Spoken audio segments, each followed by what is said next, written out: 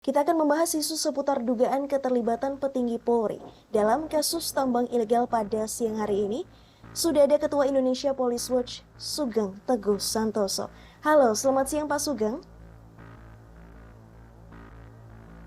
Baik, Pak Sugeng, audionya nampaknya masih belum terdengar. Selamat siang, Michelle. Selamat Baik. siang para pendengar dan pemirsa. Baik, Pak Sugeng, bagaimana kabarnya? Salam sehatkah? Sehat, puji Baik. Tuhan sehat. Baik, Pak Sugeng. Baik, Pak Sugeng, bau tidak sedap kembali tercium dari institusi Polri. Kalau kemarin kan setelah kasus kematian Brigadir Yosua yang menyeret nama ex-jenderal bintang 2 Polri, Sambo dan juga puluhan polisi dalam pelanggaran etik, kini ada lagi isu mengenai dugaan suap tambang yang menyeret nama Kabar Reskrim Polri Komjen Pol Agus Andrianto. Bagaimana IPW melihat hal ini? Apakah dapat dikatakan ibaratnya Polri sudah jatuh tertimpa tangga lagi? Atau seperti apa, Pak Sugeng? Polri sedang tidak jatuh tertimpa tangga ya. Saat ini Polri justru sedang di dalam proses pemulihan untuk menjadi satu organisasi atau organisme atau institusi penegak hukum yang sehat apabila mau melakukan atau menjalani terapi yang tepat. Terapi apa? Terapi penegakan hukum yang tepat dan benar dengan membersihkan bagian di dalam tubuhnya yang tidak sehat. Ya, jadi begitu. Nah, isu terkait tambang ini kan bermula dari adanya surat hasil penyelidikan Divisi Propam Mabes Polri yang ditandatangani oleh waktu itu Irjen Verdi Sambo yang ditujukan kepada Kapolri terkait penyelidikan Propam Mabes Polri dugaan adanya penerimaan uang yang bisa dikualifikasi sebagai gratifikasi atau suap dari pengusaha-pengusaha atau praktek tambang ilegal yang disetor dan dipungut, dan disetorkan oleh Bribtu Ismail Bolong, seorang anggota polisi dari Intel di Polres ya. Jadi uang tersebut adalah uang yang dimaksudkan sebagai pengamanan terhadap praktek tambang ilegal agar tidak ditindak. Uang pengamanan tersebut diberikan dari tingkat Polsek, Polres sampai ke Polda Jatim ya, bahkan sampai ke Mabes Polri. Jadi hasil penyelidikan tersebut secara normatif itu sudah benar ya, secara normatif. Pertanyaannya, surat laporan penyelidikan tersebut benar atau tidak? Ya, sekarang surat tersebut telah diakui oleh pembuatnya yang sekarang sudah dipecat sebagai anggota Polri, yaitu dua. Satu oleh Verdi Sambo, mantan Irjen sebagai Kadif Propam, dan satu Brigjen satu oleh Hendra Kurniawan, mantan Brigadir Jenderal Polisi yang adalah Karopaminal. Dikatakan surat tersebut benar. Kalau surat tersebut dikatakan benar, artinya ya telah dilakukan satu proses pengumpulan alat bukti, pengumpulan barang bukti, full bucket gitu ya, dan pengumpulan barang bukti dan keterangan, dan naik kepada tingkat penyelidikan oleh Kadif Propam, dilaporkan kepada Kapolri. Nah, apa makna daripada pengakuan dua orang ini? Pengakuan dua orang ini menjadi satu yang disebut adalah alat bukti ya. Alat bukti yang menyatakan bahwa proses penyelidikan itu telah terjadi. Oleh karena itu, untuk melakukan penegakan hukum agar institusi Polri sehat kembali, bukan sedang tertimpa tangga, maka harus dilakukan penegakan hukum dengan Pak Kapolri melakukan proses penyelidikan ya, penyelidikan untuk kepentingan pro justisia atau untuk kepentingan penegakan kode etik Nah, ini harus dilakukan oleh siapa? Oleh Pak Kapolri tentunya ya. Karena melibatkan juga sampai Mabes Polri yang disebut dengan Jenderal Bintang 3. Nah, apakah penyelidikan tersebut bisa kita percayakan kepada internal saja? Menurut saya akan sulit apabila dilakukan secara internal saja. Oleh karena itu IPW mengusulkan agar dibentuk satu tim gabungan ya yang terdiri dari internal dan eksternal. Dalam hal ini adalah Kompolnas. Mengapa dari eksternal perlu? Agar terjadi check and balances ya. Check and balances, saling mengawasi. Nah, dari internal apa? Internal itu minimal adalah Jenderal Bintang 3 ya, karena salah satu yang mungkin akan diperiksa juga adalah Jenderal Bintang 3 yaitu Kabar Eskrim. Mengapa proses ini penting? Supaya isu yang beredar itu tidak menjadi fitnah ya. Kan sekarang ini banyak beredar menyerang nama Kabar Eskrim, menyerang nama mantan Kapolda Kaltim, menyerang nama-nama tertentu di bawah mereka. Ini kalau didiamkan saja menjadi isu dan menjadi kusak-kusuk, itu sesuatu yang tidak sehat. Oleh karena itu supaya sehat, supaya benar, supaya sesuai prosedur harus dilakukan penyelidikan yang resmi ya, supaya tidak jadi fitnah. Jadi seperti itu. Baik, Pak Sugeng, jika kita melihat atau pernyataan Ismail Bolong yang beredar ini kan memang sebenarnya penyelidikan kasusnya sudah dilakukan begitu oleh Propam Polri dengan Kadif Propam Polri waktu itu Verdi Sambo pada April lalu. Nah, namun akhirnya memang Ismail Bolong ini mencabut pernyataannya dan meminta maaf kepada Kabar Eskrim. Bahkan ia mengaku mendapat tekanan ketika memberikan pernyataan itu. Nah, bagaimana pandangan Anda terkait hal ini? Pernyataan Ismail Bolong yang mencabut terlalu simpel ya, terlalu sederhana, tidak didahului melalui satu proses penyelidikan. Sementara keterangan yang pertama di dalam rekaman video itu ada dokumen hasil penyelidikan dan didukung oleh pernyataan dua orang mantan jenderal dan lebih detail di dalamnya menyebut peristiwanya. Ya, jadi saya lebih percaya bahwa yang pertama itu benar, ya. Tetapi kan itu hanya pendapat. Yang kedua itu diduga adalah tekanan, itu juga pendapat. Oleh karena itu supaya ini menjadi terang benderang, dapat dipertanggungjawabkan, ya. Kemudian didapatkan proses yang sesuai dengan prosedur dan sistem hukum. Kembali tadi saya sampaikan dibentuk tim khusus gabungan eksternal dan internal untuk menyelidiki. Kalau memang terbukti adanya suap atau gratifikasi, ditindak baik secara kode etik maupun secara hukum pidana. Ya, kalau tidak terbukti, semua nama yang disebut harus dipulihkan, kan itu pilihannya, ya.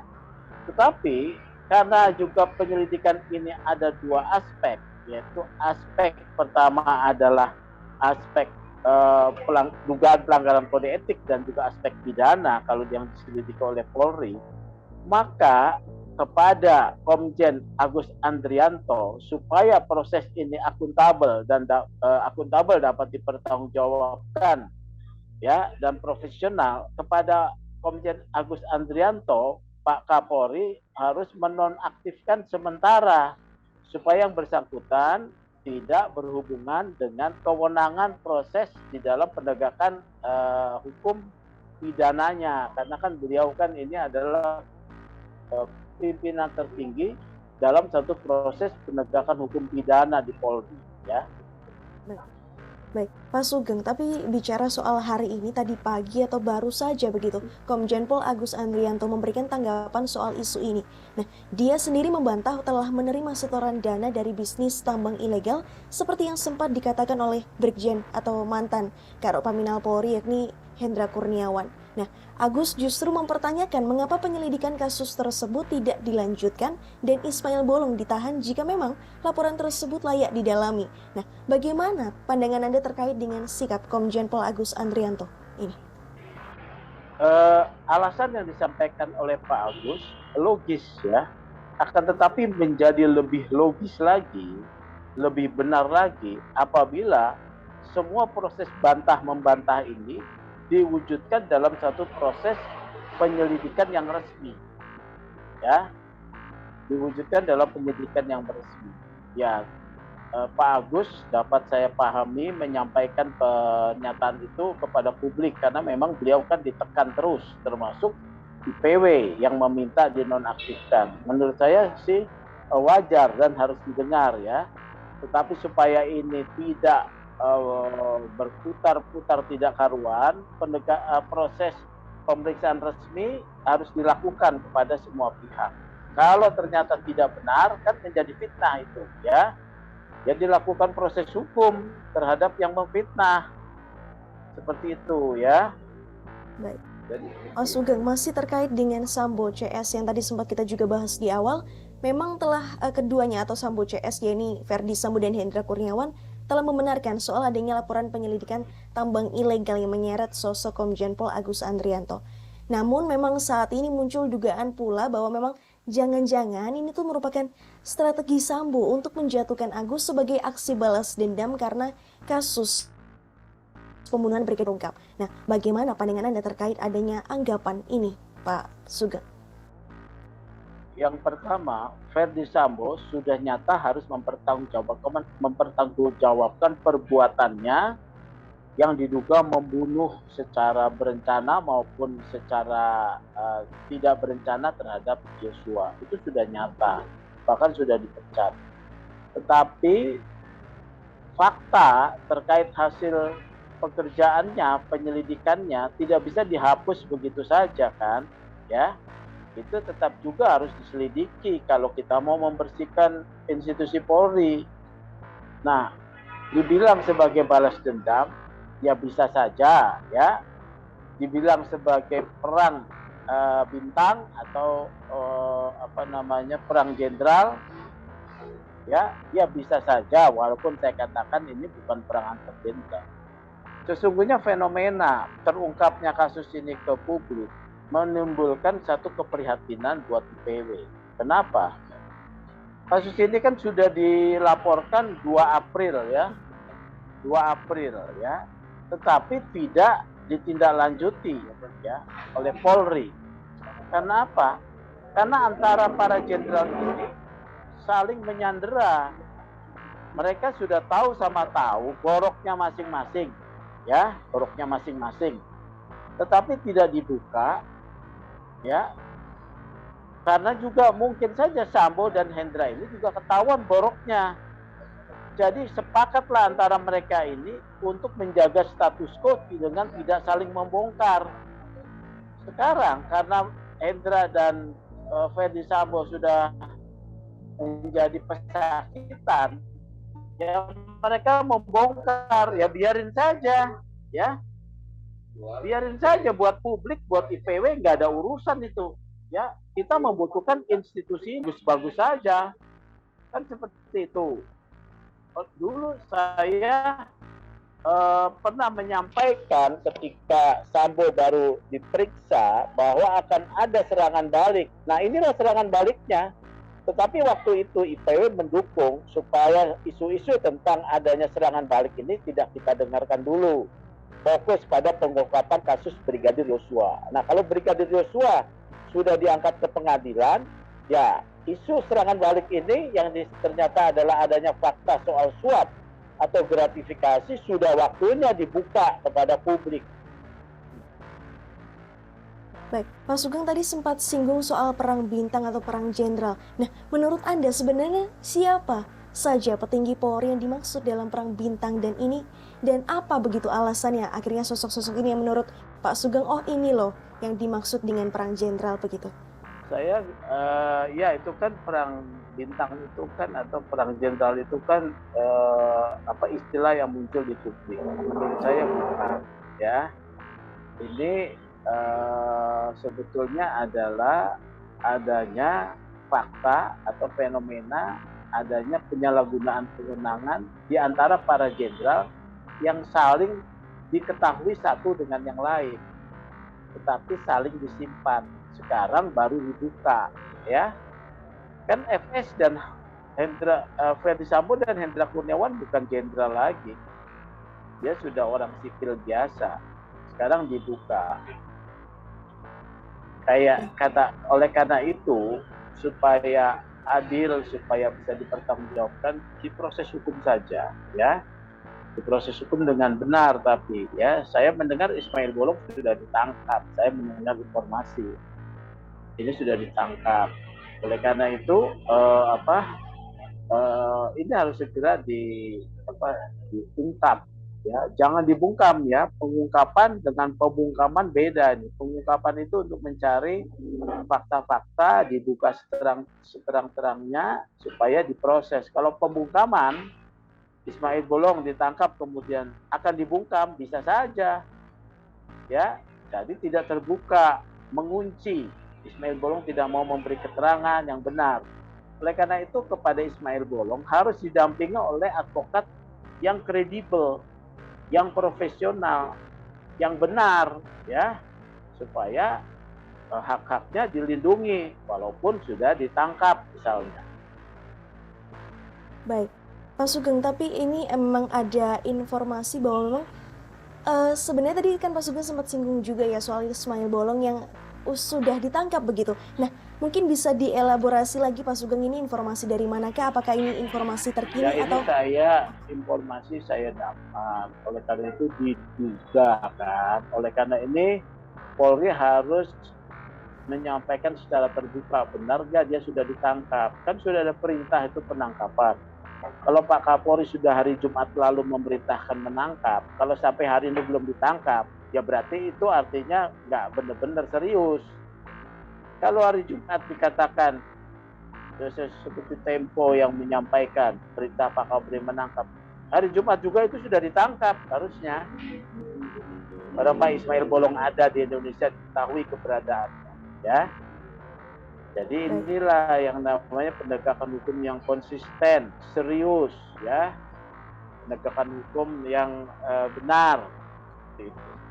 Baik, Pak Sugeng, ini baru saja kita mengupdate informasi dari Kadif Humas Polri. Memang Irjen Pol Dedy Prasetyo sudah mengonfirmasi bahwa memang belum begitu dilakukan penangkapan Ismail Bolong. Nah, kalau misalnya sejauh ini memang kasus ini memang Anda turut mendalami begitu adanya dugaan aliran untuk penyuapan begitu tambang. Nah, sudah sejauh ini apa saja begitu fakta-fakta yang sudah Anda temukan terkait dengan kasus ini, Pak Sugeng? Belum ada sikap resmi polisi, hanya omongan Pak Kapolri akan menangkap. Kalau tidak ditindaklanjuti oleh, kan penangkapan itu dilakukan karena Pak Ismail Bolong ini sudah bukan seorang anggota polisi, kan dilakukan oleh reserse, ya, bukan oleh propam, ya. Nah, resersenya sendiri diduga pada pucuk pimpinan di puncaknya terlibat. Tentu tidak jalan prosesnya, oleh karena itu harus dinonaktifkan dulu. Seperti itu, ya. Kemudian kalau dikatakan belum ditangkap, ini merendahkan kredibilitas Pak Kapolri dong. Pak Kapolri hari Jumat sudah mengatakan ditangkap, ya, perintah menangkap, tetapi tidak ditangkap sampai hari ini. Sementara keterangan awal sudah cukup adanya dugaan pemberian suap sebagai tindakan pidana. Kalau tidak ditangkap, bagaimana? Keterangan Ismail Bolong yang menyatakan bahwa dia mencabut keterangannya, berarti keterangan pertama itu fitnah juga sebagai satu tindak pidana. Kok menangkapnya susah, ya? Ini nggak benar. Proses penegakan hukum berputar-putar ini menunjukkan bahwa terjadi sebetulnya satu kegamangan di institusi Polri terkait kasus ini. Baik. Harus dipulihkan supaya institusi Polri dipercaya oleh publik. Baik, Pak Sugeng, terakhir ini menurut Anda bagaimana Polri harus bersikap dengan adanya kasus ini? Apa begitu tindakan nyata yang harus segera dilakukan? Apakah memang Kapolri Jenderal Listio Sigit Prabowo akhirnya harus turun tangan seperti kasus pada kematian kasus Yosua pada beberapa waktu lalu? IPU sudah usulkan bentuk tim gabungan, ya, tim gabungan eksternal internal, titik, lakukan itu, ya, dan jalankan kewenangan dan juga penegakan hukumnya, nggak ada yang lain.